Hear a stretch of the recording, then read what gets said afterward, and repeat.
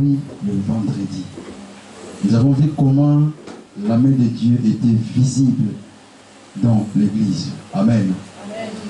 Et hier encore, nous étions là. Nous avons vu combien Dieu a opéré. Et pendant que nous dormons aussi, Dieu est en train d'opérer encore. Amen. Amen.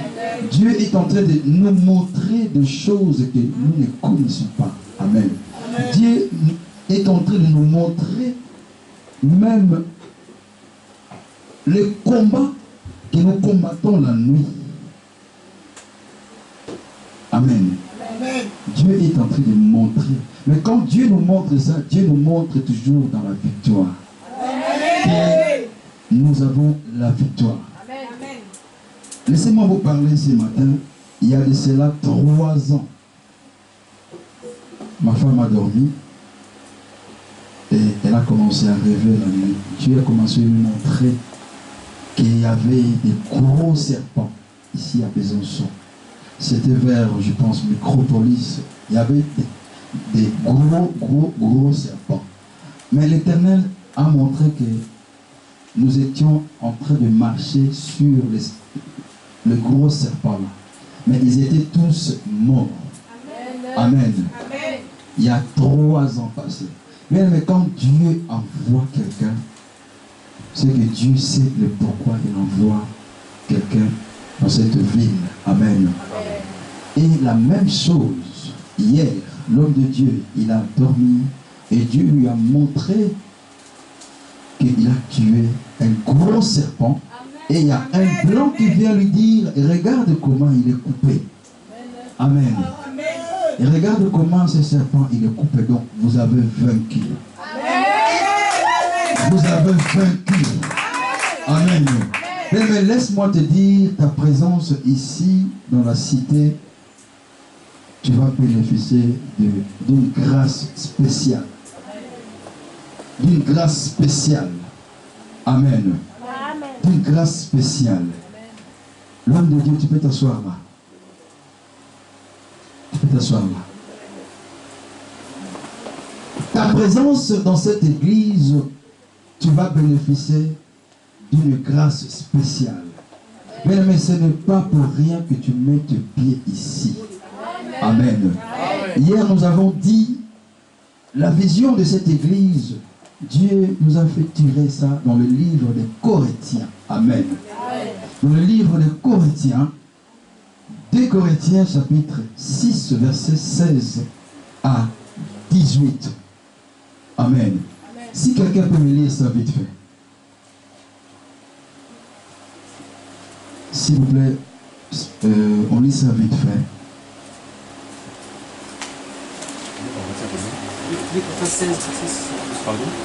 2 Corinthiens 6, verset 16 à 18. S'il vous plaît, bien-aimés, ne soyez pas distraits. 2 Corinthiens 6, verset 16 à 18.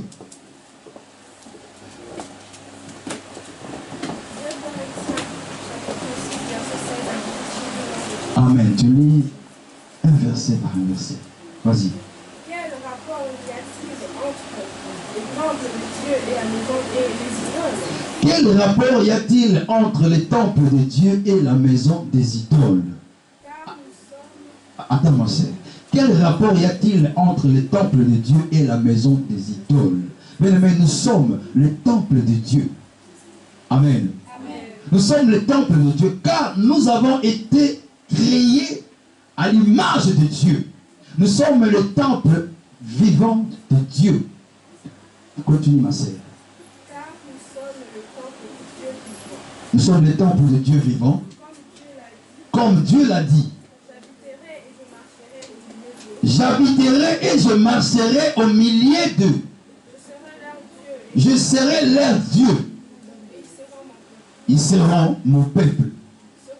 C'est pourquoi. Attends. C'est pourquoi sortez au milieu d'eux.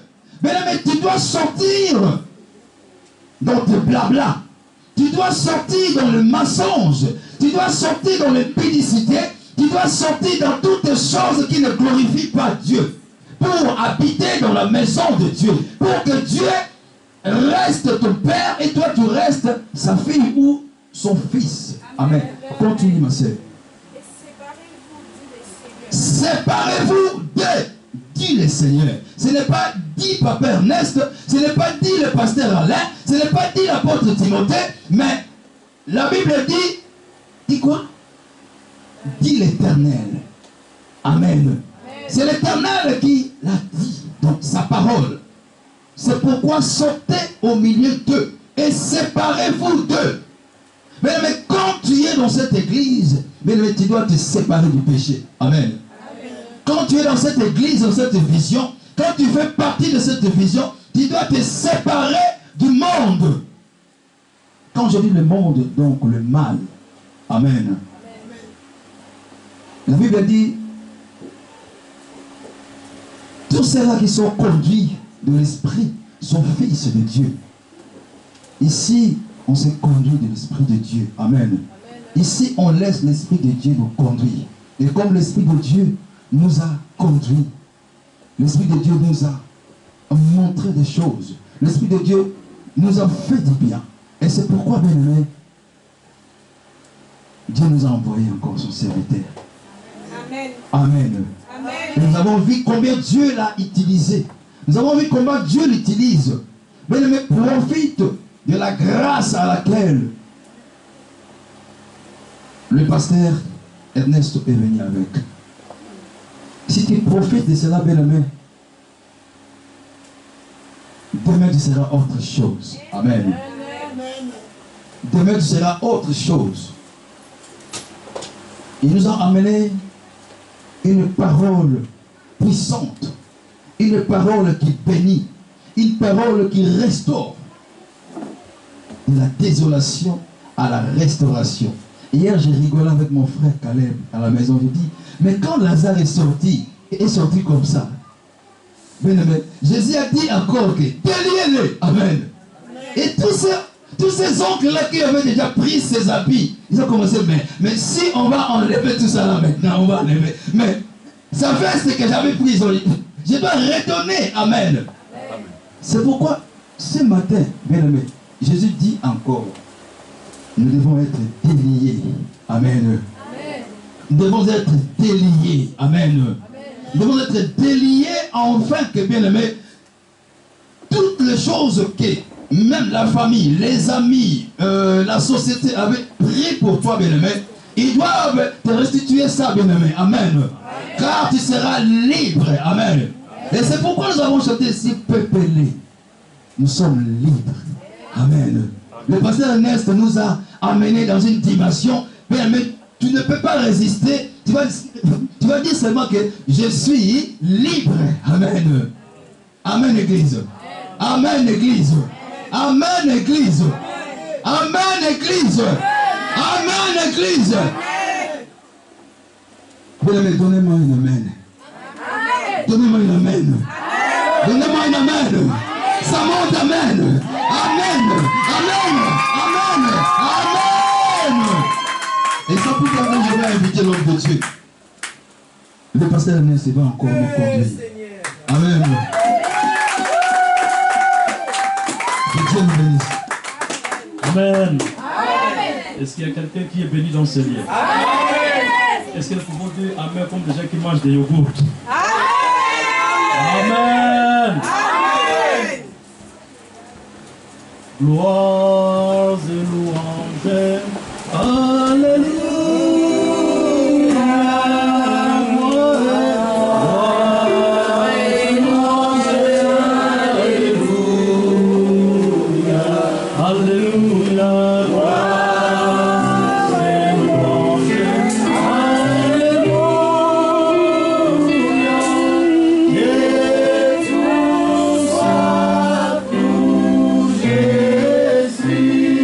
Chantons gloire.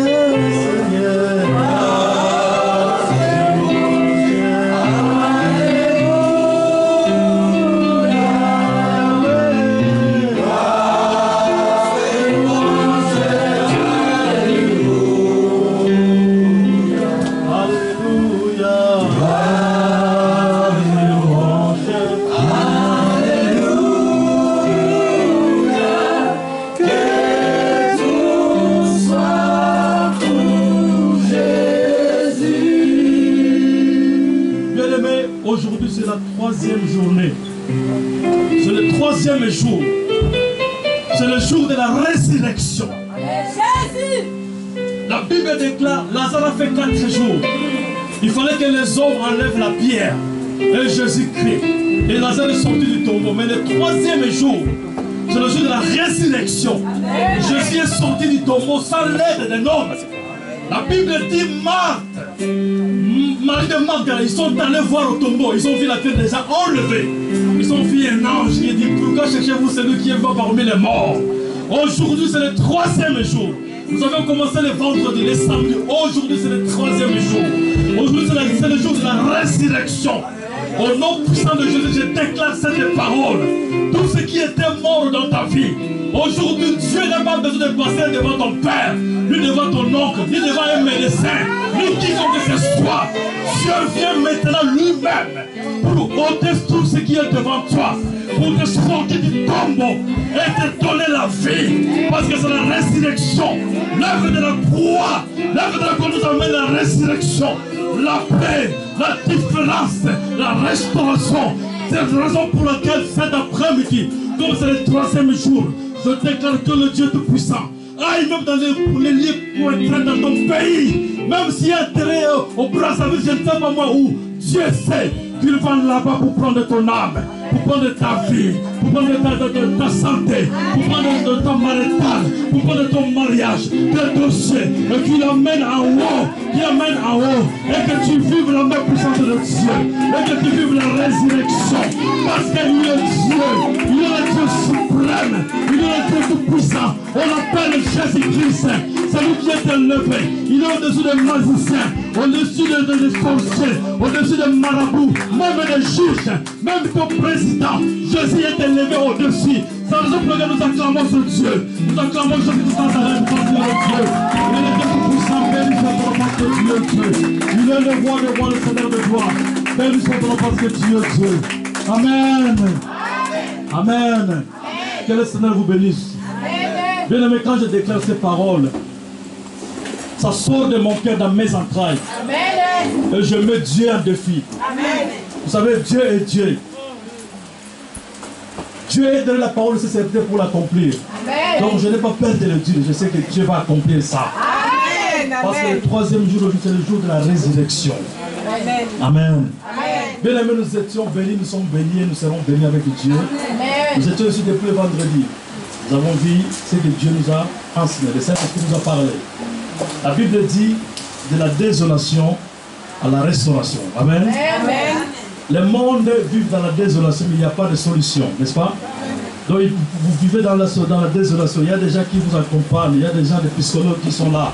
Ils vous parlent, des psychiatres qui vous parlent. Mais en fin de compte, il n'y a pas de solution. Mais en Jésus-Christ, quand il y a la désolation, Amen. Dieu envoie quelqu'un. Amen. Il lui dit, à Exode 3:7 à 10, il dit, j'ai écouté les cris de mon peuple.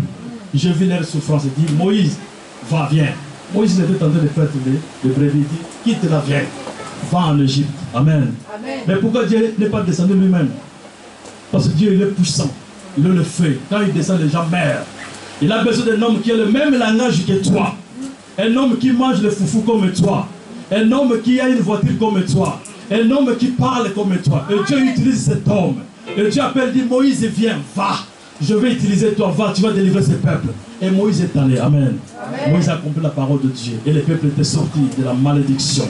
Le peuple est sorti de la désolation. Dieu donne des solutions, bien-aimés. Quand le monde est fatigué, bien-aimés, les médecins sont fatigués, les juges sont fatigués. Même Macron, il est fatigué, des fois il fait des programmes, ça ne marche pas. Tout le monde est fatigué. Ils n'ont pas de solution. Il promet, mais à fin de compte, il n'y a pas de solution. Mais quand Dieu parle, c'est lui qui s'humilie devant Dieu. Le Dieu suprême, le Tout-Puissant. Lui qui connaît toutes choses, il donne la solution. Amen. Amen. Les médecins, des fois, ils sont fatigués. Ils te donnent des médicaments aujourd'hui, demain, après-demain. Ils disent, mais on fabrique. Qu'est-ce qu'on fait encore? Ça ne marche pas. On cherche un autre médicament.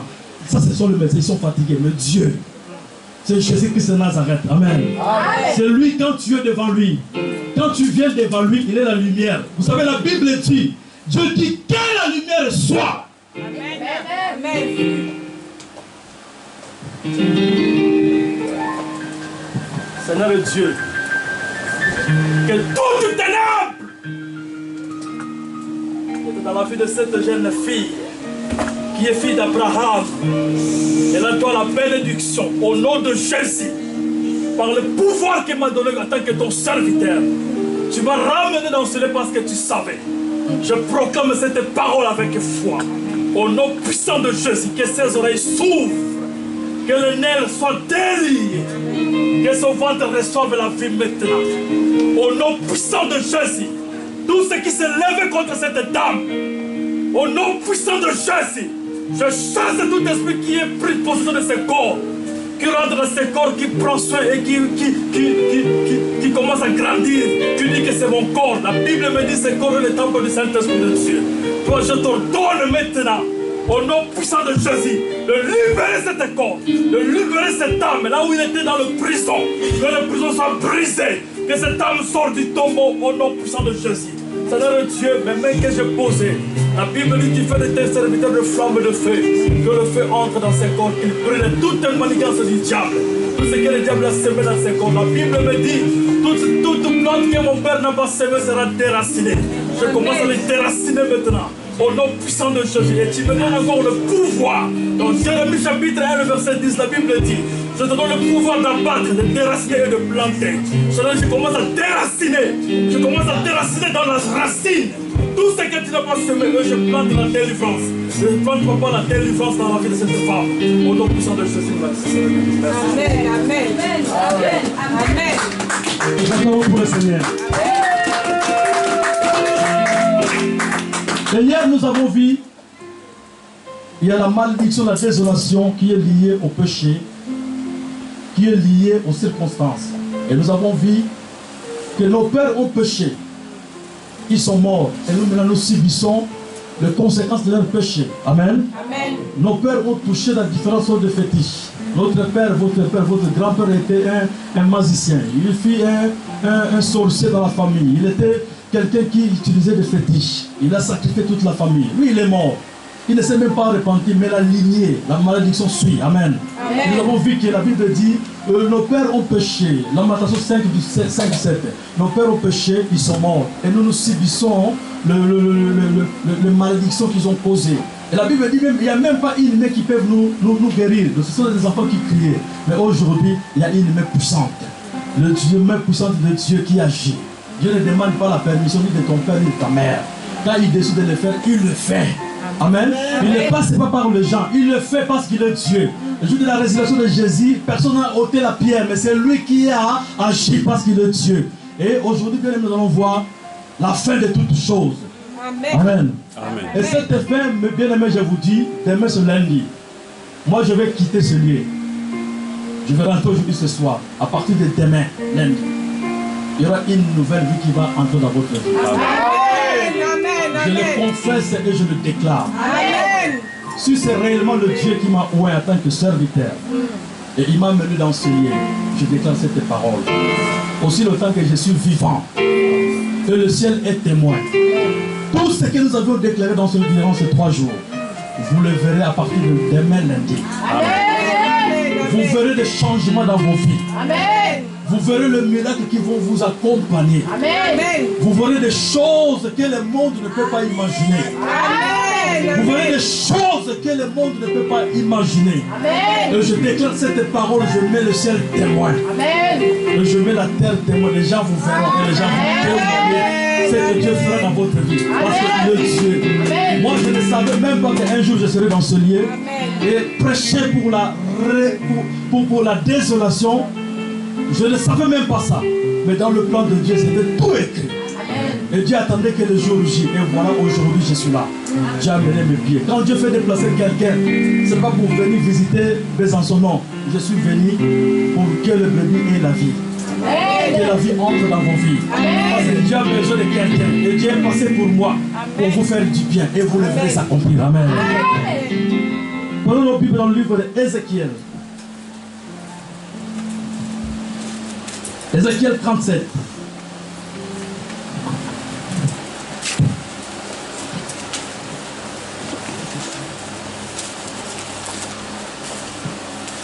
Ézéchiel 37.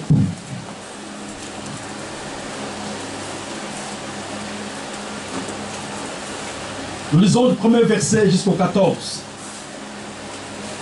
C'est l'accomplissement de toutes choses. C'est l'accomplissement de ces 3 jours que nous avons passés dans ce lieu. Ézéchiel chapitre 37. À partir du premier verset, la Bible dit. Vous avez trouvé? Oui. On attend les autres.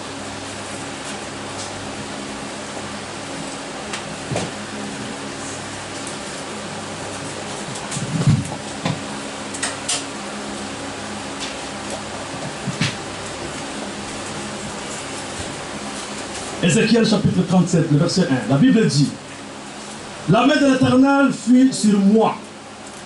Et l'Éternel me transporta en esprit et me déposa dans le milieu d'une vallée remplie des ossements. Le verset 2. Il me fit passer auprès d'eux, tout autour, et voici, ils étaient fort nombreux à la surface de la vallée et ils étaient complètement secs. Amen. Amen. Ézéchiel 37. Le verset 3. Il me dit: fils de l'homme, ces eaux pourront-ils revivre? Je répondis: Seigneur éternel, tu le sais. Amen. Amen. Ézéchiel savait que la solution c'est Dieu. Quand Dieu lui posa la question, il n'a même pas hésité de dire: Seigneur, je sais que c'est toi qui vas faire, ce n'est pas moi. Amen. Amen. Et la Bible dit, il me dit: prophétise sur ces os et dis-leur, ossements desséchés, écoutez la parole de l'Éternel. Ainsi parle le Seigneur éternel et à ses os. Voici, je vais faire entrer en vous un esprit et vous vivrez. Amen. Amen. Hier vous étiez morts. Hier vous vivez dans la désolation. Aujourd'hui il y a un esprit qui va entrer en vous. Amen. Et vous vivrez. Amen. Amen. Et la Bible dit: je donnerai des nerfs, je ferai croître sur vous de la chair, et vous couvrirez de peau. Je mettrai en vous un esprit, et vous vivrez. Et vous saurez que je suis éternel. Je prophétisais selon l'ordre que j'avais reçu, et comme je prophétisais, il y a eu un bruit. Amen. Amen. Il doit y avoir un bruit aujourd'hui dans ta vie. Il doit y avoir un bruit. Vous savez, il y a des bruits que le monde n'a pas besoin d'écouter. Mais le monde du ténèbre va écouter les bruits aujourd'hui. Ceux qui te retenaient doivent écouter les bruits aujourd'hui. Vous savez, ces bruits-là, comme je vous avais dit hier, quand Jésus appela Lazare, Lazare sort du tombeau. La voix est allée dans le séjour des morts. Le séjour des morts a écouté cette voix et dit: non, non, non, non.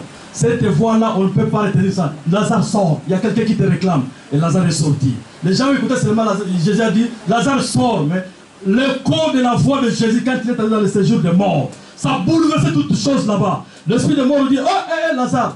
Non, non, il faut que tu ailles. Aujourd'hui, je vous dis la vérité au nom de Jésus.